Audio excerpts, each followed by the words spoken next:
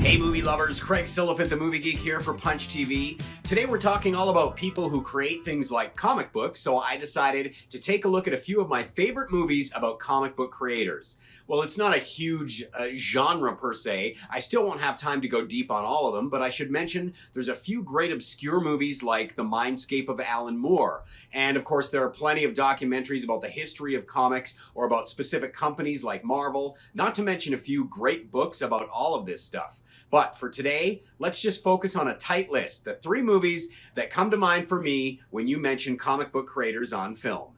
The first movie is a bit of a cheat. It's a fictional comedy drama. It's not about a real comic book creator. Or is it? It's a 1997 Kevin Smith comedy called Chasing Amy.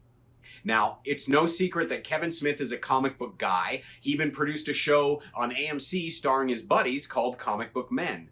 And around the time of this movie, he became a comic writer himself, working on some pretty big titles.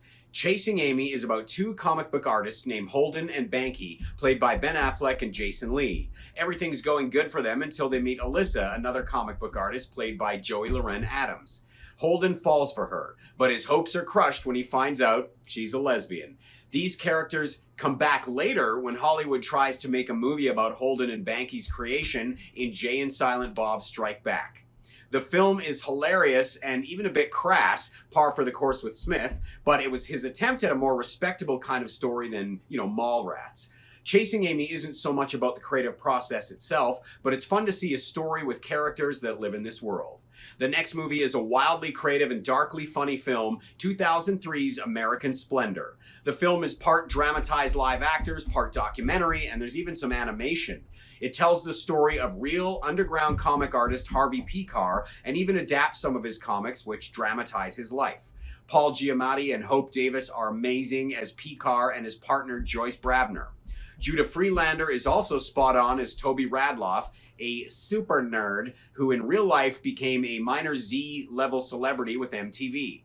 The movie shows us there's more than superhero comics out there and that creating can be a form of therapy or expression for your depression or things that are going wrong in your life. American Splendor, as I said, is darkly funny and doesn't pull any punches about the drama of life or creation. And it's as much about life and family as it is about comic books. It manages to be heartfelt and cynical at the same time.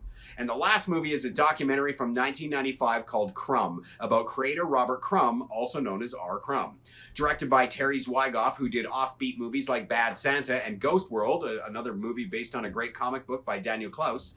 In the 60s, Crumb was a pioneer in underground comics, with an X. They were small press or self-published books that were socially relevant or satirical. They depicted content forbidden to mainstream publications by the Comic Code Authority, including explicit drug use, sexuality, and violence. Side note, Crumb also appears in American Splendor as a character because he and Harvey Pekar were friends. Crumb the film delves into Crumb the man's life and work, including his strange family and some of their mental illness issues. Interestingly, Zwigoff himself was suicidal during some of the making of the film, which led Crumb to later say that making it might have saved Zwigoff's life. So you have a film about the therapy of creation that itself was therapy by creation. This is an amazing movie that lands on a lot of lists of the best documentaries in film history. It's a fascinating tale that blends the history of comics with the story of one of its iconic creators. And as with American Splendor, it's a movie that can make you feel like it's okay to be weird. In fact, being weird can be necessary to having a point of view in your work that makes it stand out. That's 3 movies about comic book creation. You can draw and watch movies at the same time, so get at it. I'm Craig Silliphant, the Movie Geek, for Punch TV.